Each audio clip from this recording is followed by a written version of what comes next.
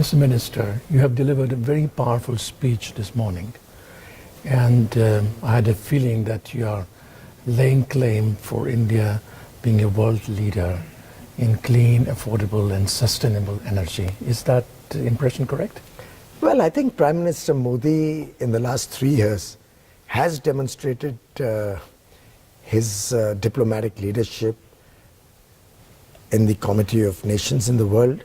In Paris in 2015, he played a very important role in bringing the developed world and the developing world together on a common platform with a common agenda. We were also able to have the world accept sustainable lifestyles as an important element of the Paris Agreement.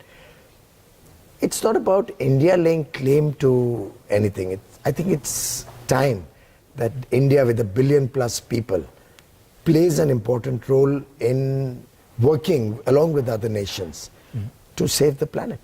Yeah. Now, would you like to draw a comparison between India and China in this field as far as the development of sustainable energy is concerned? Well, I think each country has its own thinking, has its own imperatives.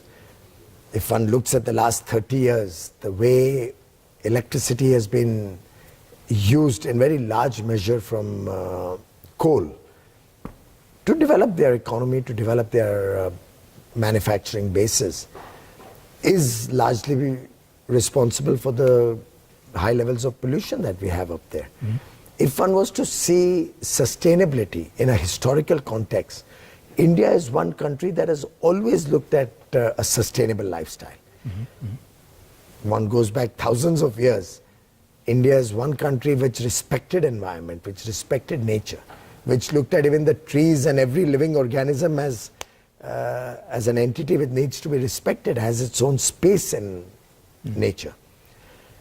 I think other countries over the years had lost sight of that. But I'm delighted that more and more countries are coming to terms with the serious risks of pollution, the serious challenge of climate change. And this global effort and this renewed effort where all countries are working to bring down emissions, to bring down their pollution, will help in the years to come. So there's no more reason to bash India for not doing certain things in respect of climate change? Well, for that matter, India never deserved the bashing. I don't think we were ever responsible for this mess up there. We're supporting 17% of the world population.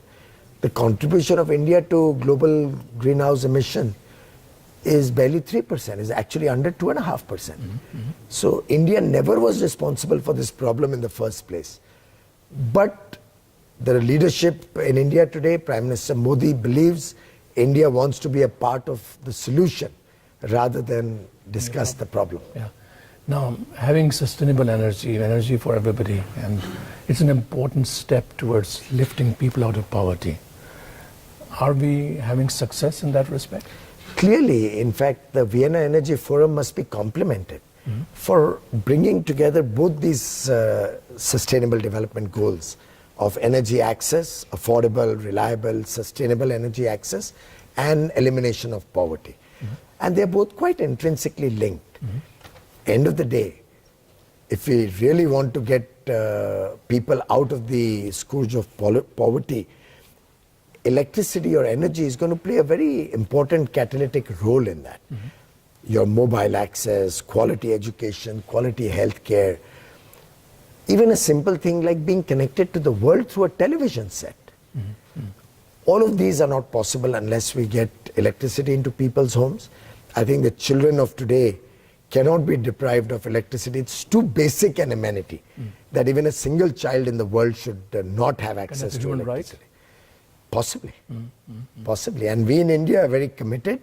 While Honorable Prime Minister Mr. Modi had set a target that in 2022, when India turns 75, we'll ensure power for all 24/7 across the country.